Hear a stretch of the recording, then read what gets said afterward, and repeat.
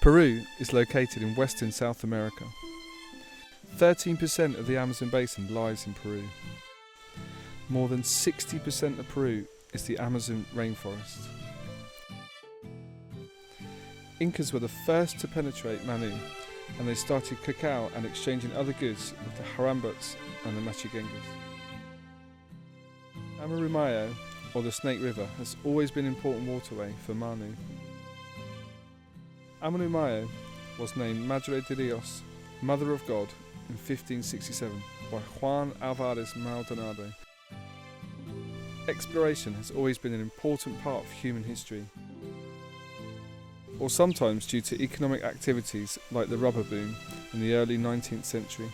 Carlos Fermin Fitzcarrald in 1894 connected the whole place with the outside world. Located on the banks of the Madre de Dios, this is the story of Mascoitania Fundo, in the buffer zone of the Manu National Park. This is Hugo Sanchez, and he has been working with the Agriculture Regional Office for more than 10 years. De Alemania, lógicamente, escapados aparentemente por la Segunda Guerra Mundial, y se vienen a refugiar, ¿no?, en esta zona. De los cultivos que sembraban en Mascoitania dice que eran achiote y palillo. This is Chachon. He is an old resident of the Manu region, and he has been around for the last 70 years and more, taking more expeditions further down the Manu National Park. El café le agarraba araña que decían en las hojas blancas. Esos señores eran cazacomercios, nivel mundial, trabajaban y recolectaban mayor cantidad de productos. Entre el año 1954, en realidad, en cuanto a lo que es la referencia del reconocimiento de Mascoitania, eran parcelas agrícolas que estaban distribuidas en 14 parcelas, ¿no? Estos propietarios de esas parcelas eran familias alemanas, inglesas, israelíes y peruanos, ¿no?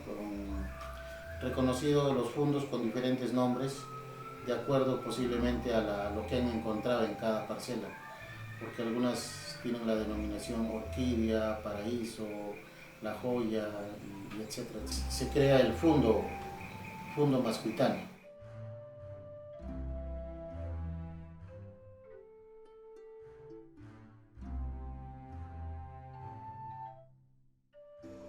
Sí he visto trabajando algunos nativos en la hacienda. Por lo menos me acuerdo de 2 personas. Una era Gloria y el otro era Manuel, su esposo. Y bueno, la experiencia que tengo de Gloria es que a veces un día vamos al río y ella llevaba para lavar ropa y nosotros no llevamos jabón, detergente. Entonces ella dice, no, recoge la papaya, la hoja de papaya, y lo estruja y con eso. Y de agua que tomábamos, agüita de paca. Mi papá iba, sacaba agüita y ya tomábamos el agüita. Así es que no necesitábamos mucho de estar pensando que mañana vamos de paseo, ¿qué llevamos? Que no hay esto, aquello, nada, y teníamos casi todo teníamos.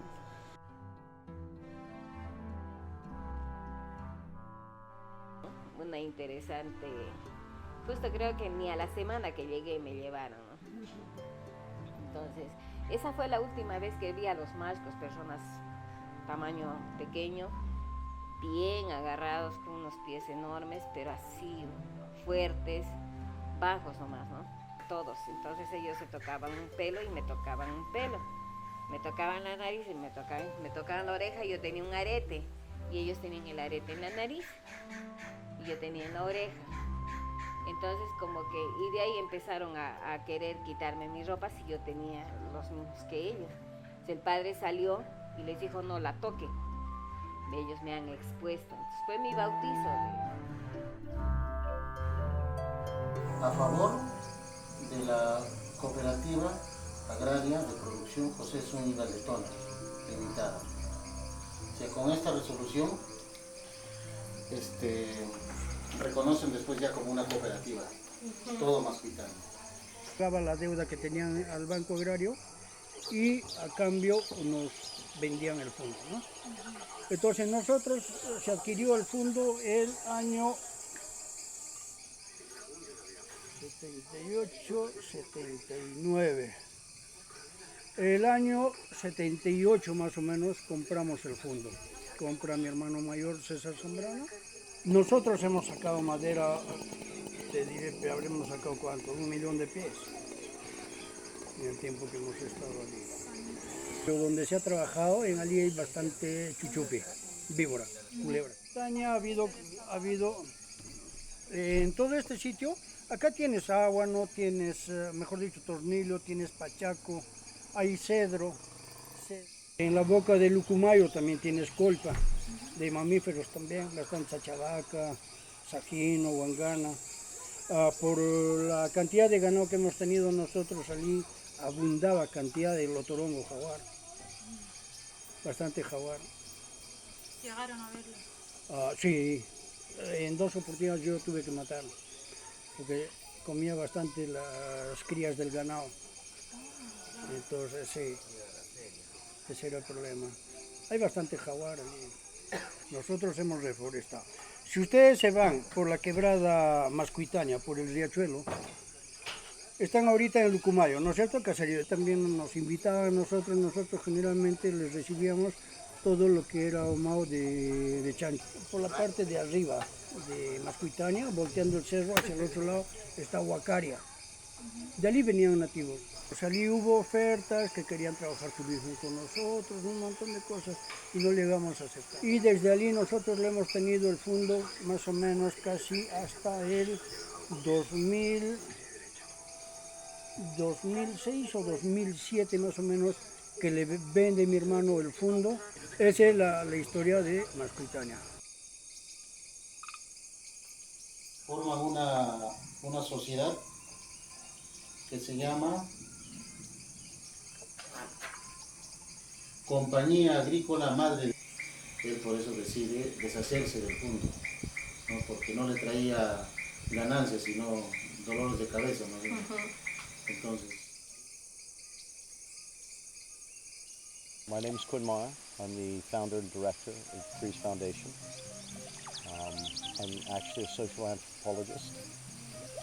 So I came here in 2001.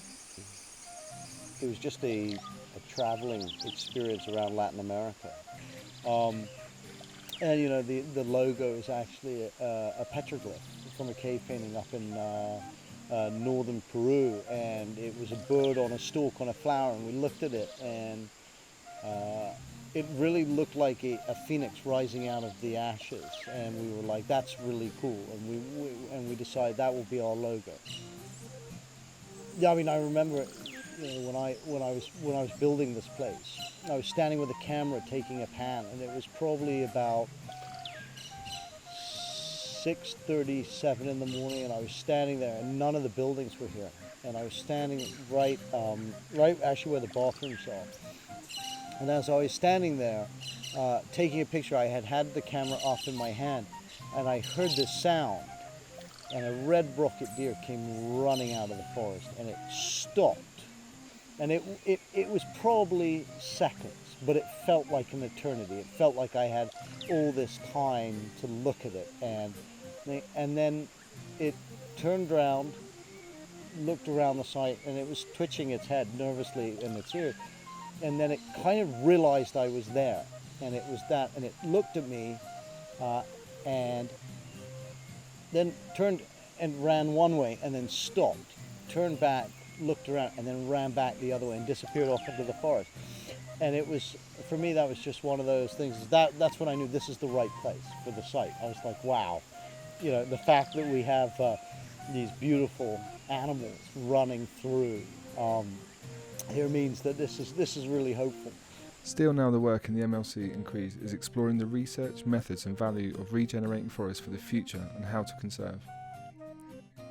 Volunteers and interns and people from all over the world put their hard work and effort into the team for the conservation work. At the Manu Learning Centre Reserve we have 70 species of amphibians, 80 of reptiles, which is the largest list for any place in Manu. We have more than 600 species of butterflies. We have 65 species of mammals, and we have also close to 500 species of birds. Well, Manu is a very unique area to work in. It has a very large amount of biodiversity still to discover. Has a big potential for conservation because still population is low, and it has an amazing amount of natural resources, which makes a very challenging place to work for, trying to find a balance between conservation and local development. So apart from discovering new species to science, we also discover a lot of new species for our site. For example, one of the groups that we always find more new species to the reserve is butterflies. We intend to find like maybe around a couple of hundred a year new ones, because there's still a lot of species to discover. In one site in Manu they have recorded 1,300 species, and we are in a bit more than 600, so we still have a lot. So I'm Andy Whitworth and I'm the research manager for the Crees Foundation. Tropical rainforests, they are the most biodiverse biome on Earth. They're often referred to as the lungs of the planet, if you like. And I think the neotropics in South America have got some of the most intact rainforests in the world. There's large parts of Asian rainforest, African rainforest that have been deforested, and also in the Brazilian Amazon as well. So what makes Peru really special is we're part of the Western Amazon. And up until now, the Western Amazon has really stayed largely primary rainforest. And considering that there's only maybe 30% of the world's forest is considered primary, the Western Amazon holds a large proportion of that. So Peru's rainforest is really important, but there's a lot of demand for those resources right now in the Western Amazon through mining, through logging, and sort of clearing for agriculture. So it's under real threat, and that's why it's quite exciting to work in the Western Amazon, because we're almost on the frontier right now of a change for this part of the world. Exploration of the forest has been an important part in human history. Sometimes people explore for personal benefit and business, and sometimes for the science and nature, like the work that Crees does today. It depends which way you look at it. If you're looking at it from a human perspective, it's the value of nature, or the value that we put on it at least. If you're thinking about it at a really basic level, it's conserving what is here, because that is what keeps Earth habitable.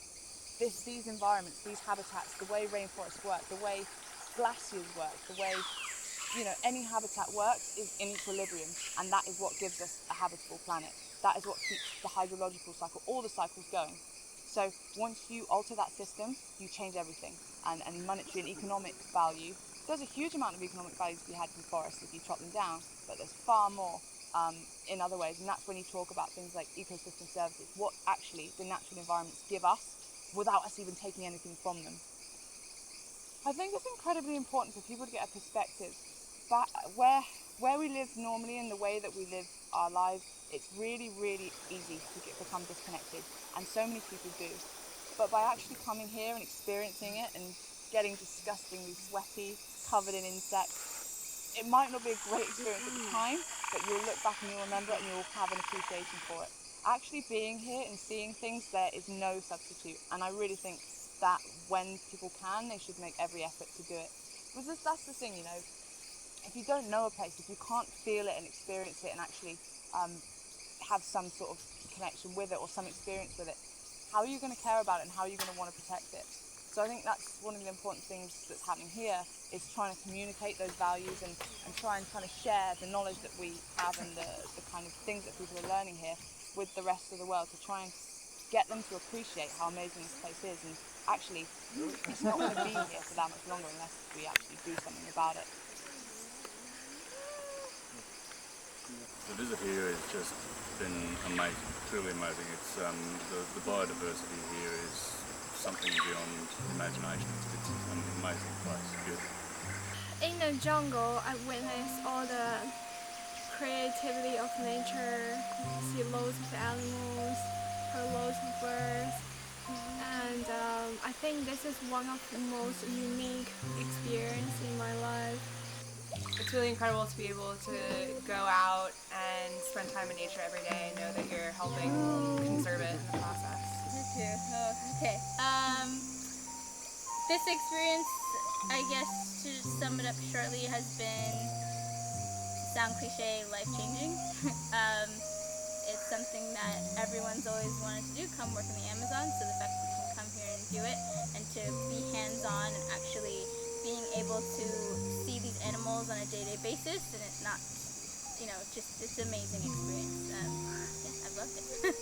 My name's Rob Williams. I'm currently working as an associate photographer for National Geographic magazine, but I've been a conservation biologist working in Peru for the last 10 years and in South America for the last 15 years. In August 2016 there's going to be an article in National Geographic magazine about Manu, and I've been working here with another photographer called Charlie Hamilton James, and we've been installing these camera traps like this one to try and get photos of the different animals that are walking around the Manu Learning Centre area.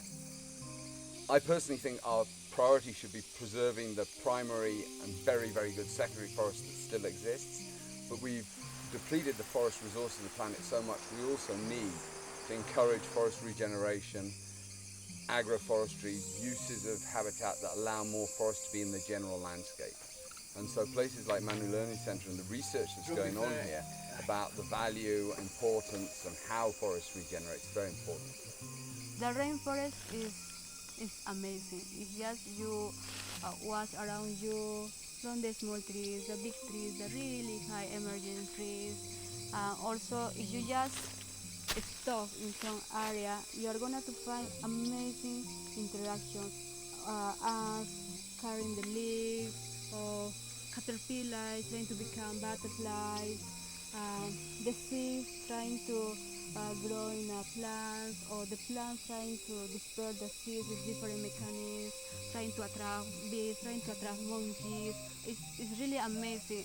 I've been working here like 2 years and I learned a lot about the forest basically. It's just amazing to see. Human relationship to nature has always been important. That we are a part of it, and how to be with nature is up to us. Can't describe it. When I go out in the forest, the thrill for me is not knowing what I'm going to see that day. It's how unique every experience and every day that you go out in that forest can be, because something new could be around the corner. As human beings, to be part of that and to be respectful of it. And nature, I think, is one of the great teachers. So the more time you spend in nature, the calmer and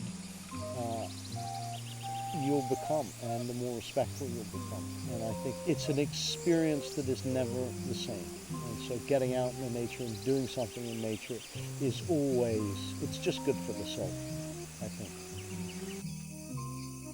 In spite of going through so much of history and impact, this forest has stood up again with its flourishing trees and wildlife around, and still regenerating.